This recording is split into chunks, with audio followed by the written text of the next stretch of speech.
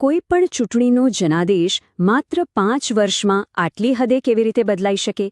આ સવાલના જવાબ માટે ચાલો આપણે ખંભાળિયાના આ કેસને ઊંડાણપૂર્વક સમજીએ. આપણે જોઈશું કે કેવી રીતે રાજકારણના વહેણ સંપૂર્ણપણે પલટાઈ ગયા.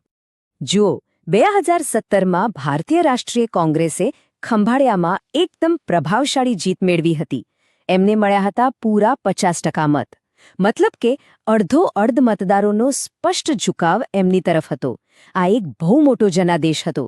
પણ પછી માત્ર 5 વર્ષમાં જ આખી બાજી પલટાઈ ગઈ.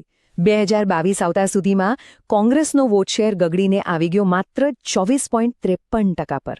વિચાર કરો, સીધો અડધાથી પણ ઓછો. આટલો મોટો ઘટાડો, આટલો મોટો ફેરફાર આખરે થયો કેવી રીતે? આ ઘટાડાનું કારણ આપણને 2022ના પરિણામોમાં જ જોવા મળે છે. જુઓ, અહીં થયું એવું કે શાસન વિરોધી મત એક જગ્યાએ જવાને બદલે વહેંચાઈ ગયા.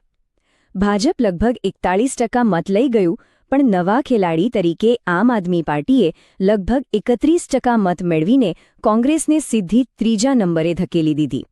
તો આ આખા પરિણામને બરાબર સમજવા માટે ચાલો આપણે એક પછી એક પાસાને તપાસીએ.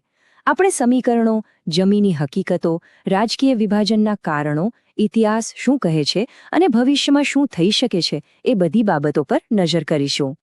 ચાલો, હવે આપણે આ મત વિસ્તારને માત્ર ચૂંટણીના આંકડા તરીકે નહીં, પણ એક જીવંત સમાજ તરીકે જોઈએ. એ લોકો કોણ છે અને એમના જીવનના વાસ્તવિક મુદ્દાઓ શું છે એ સમજીએ. ખંભાળિયાના રાજકારણનું કેન્દ્રબિંદુ એની સામાજિક વસ્તી છે. અહીં આહિર સમાજ સૌથી મોટો મતદાર વર્ગ છે, જેમની સંખ્યા લગભગ 52,000 છે. એના પછી આવે છે મુસ્લિમ સમુદાય, જેમના લગભગ 41,000 મતદારો છે. સ્વાભાવિક છે કે આ બંને મોટા સમુદાયો મળીને ચૂંટણીના પરિણામ પર મોટી અસર કરી શકે છે. પણ કોઈ પણ ચૂંટણી માત્ર જ્ઞાતિના સમીકરણો પર નથી લડાતી. લોકોના રોજિંદા જીવનના પ્રશ્નો, એમની સમસ્યાઓ એ પણ એટલી જ મહત્વની હોય છે. મતદારો વીજળી અને પાણી જેવી પાયાની સુવિધાઓની અછતથી પરેશાન હતા. ખેડૂતો અને માછીમારોને પોતાની આજીવિકાની ચિંતા હતી.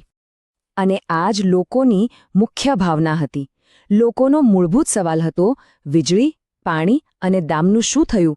આ પાયાના વચનો પૂરા ન થવાનો જે અહેસાસ હતો, એના કારણે શાસન પ્રત્યે લોકોમાં એક ઊંડો અસંતોષ હતો. અને અહીંયા જ શાસનની સાચી કસોટી થાય છે. જુઓ, શાસનનો પાયો જ એ છે કે દરેક નાગરિકના ગૌરવનું સન્માન થાય. એ સુનિશ્ચિત કરવું કે એમનો અવાજ સંભળાય અને એમની પાયાની જરૂરિયાતો પૂરી થાય. આ કોઈ રાજકીય ઉપકાર નથી, આ તો આપણી બંધારણીય ભાવનાનો મૂળ આધાર છે. જ્યારે આમ નથી થતું ત્યારે લોકોનો વિશ્વાસ તૂટે છે. તો આપણે મતદારોના મનની વાત કરી. હવે ચાલો રાજકીય તંત્ર પર ધ્યાન કેન્દ્રિત કરીએ. એ કઈ પ્રણાલીગત નબળાઈઓ હતી જેના કારણે કોંગ્રેસને આટલું મોટું નુકસાન થયું, એનું વિશ્લેષણ કરીએ. દરેક ચૂંટણી એક રીતે તો વિચારોની લડાઈ જ હોય છે. કોંગ્રેસ ખેડૂતોના અધિકારો અને નોકરીઓની વાત કરી રહી હતી, પણ એમનો આ સંદેશ ભાજપના મજબૂત નેતૃત્વના દાવા અને આમ આદમી પાર્ટીના મફત વીજળી પાણીના વચનોના શોરબકોરમાં ક્યાંક ખોવાઈ ગયો. એમનો અવાજ લોકો સુધી સ્પષ્ટપણે પહોંચી શક્યો નહીં. પણ સંદેશા કરતાં પણ મોટો પડકાર હતો સંગઠનનો. જમીની સ્તર પર, બૂથ લેવલ પર કાર્યકર્તાઓની જે ફોજ હોવી જોઈએ, એમાં ક્યાંક ને ક્યાંક કચાસ રહી ગઈ. એક મજબૂત સંગઠન વગર વિરોધીઓની મજબૂત રણનીતિનો સામનો કરવો લગભગ અશક્ય બની જાય છે. તો શું 2022નું પરિણામ એક આકસ્મિક ઘટના હતી કે પછી કોઈ જૂની પેટર્નનું પુનરાવર્તન હતું? આ સમજવા માટે ચાલો આપણે ખંભાળિયાના ચૂંટણી ઇતિહાસ પર એક નજર કરીએ. આ ટાઈમલાઈન બહુ સ્પષ્ટ રીતે બતાવે છે કે લાંબા સમયથી અહીં ભાજપનું વર્ચસ્વ રહ્યું છે.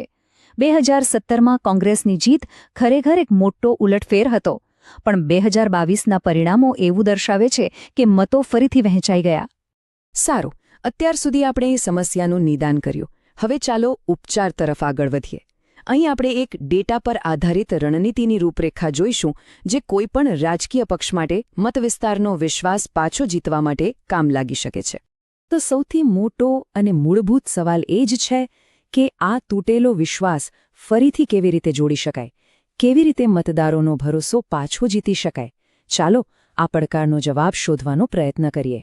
સફળતા માટે એક પદ્ધતિસરની સમય સાથે જોડાયેલી યોજના હોવી ખૂબ જરૂરી છે. આ કોઈ જાદુઈ ફોર્મ્યુલા નથી, પણ વિશ્વાસ પાછો મેળવવાની એક પ્રક્રિયા છે. આ પ્રક્રિયા શરૂ થાય છે સંગઠનને ફરીથી બેઠું કરવાથી, પછી સ્પષ્ટ સંદેશ લોકો સુધી પહોંચાડવો અને છેવટે મતદારોને મતદાન મથક સુધી લઈ જવાની વ્યવસ્થા કરવી. આ રણનીતિની સફળતા માટે કેન્દ્રીય નેતૃત્વ અને સ્થાનિક ઉમેદવાર બંનેએ પોતપોતાની જવાબદારી નિભાવવી પડે. હાઈકમાન્ડે સંસાધનો પૂરા પાડવા પડે અને સ્પષ્ટ દિશા આપવી પડે, જ્યારે ઉમેદવારે જમીન પર લોકો સાથે સીધો સંબંધ બાંધીને એક લોકનેતા તરીકે ઉભરી આવવું પડે. આ એક ટીમ વર્ક છે. અને આજના ડિજિટલ યુગમાં વિશ્વાસ બનાવવાની ચાવી ડેટાનો જવાબદાર ઉપયોગ છે. ભારતમાં પણ હવે ડેટા પ્રોટેક્શન કાયદો છે, જે દરેક નાગરિકની ગોપનીયતાના અધિકારને માન્યતા આપે છે.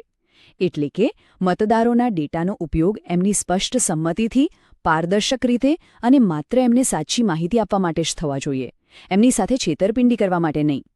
આ માત્ર કાયદાની વાત નથી, આ એક નૈતિક જવાબદારી પણ છે. છેવટે આપણે આ આખી ચર્ચાને માત્ર એક રાજકીય રણનીતિ તરીકે ન જોવી જોઈએ. આ તો શાસન કેવું હોવું જોઈએ એના વિશેની એક મૂળભૂત પસંદગી છે. આમ છેલ્લો અને નિર્ણાયક મુદ્દો એ છે કે ડેટા પર આધારિત રણનીતિ અને સાચી જનસેવા, આ બંને વચ્ચે એક અતૂટ સંબંધ છે. જે પક્ષ આ સંબંધને સમજશે અને એને જમીન પર ઉતારશે, એ જ ખંભાળિયાના લોકોનો સાચો વિશ્વાસ જીતી શકશે. જો તમે જનકેન્દ્રિત નેતા બનવા અને તમારા મત વિસ્તારનો ઉત્કર્ષ કરવા માંગો છો, તો blueprintstrategies.ai ના mgr@blueprintstrategies.ai પર સંપર્ક કરો અથવા 084-204-1602 પર ફોન કરો. રાજકારણથી પર એક હેતુ.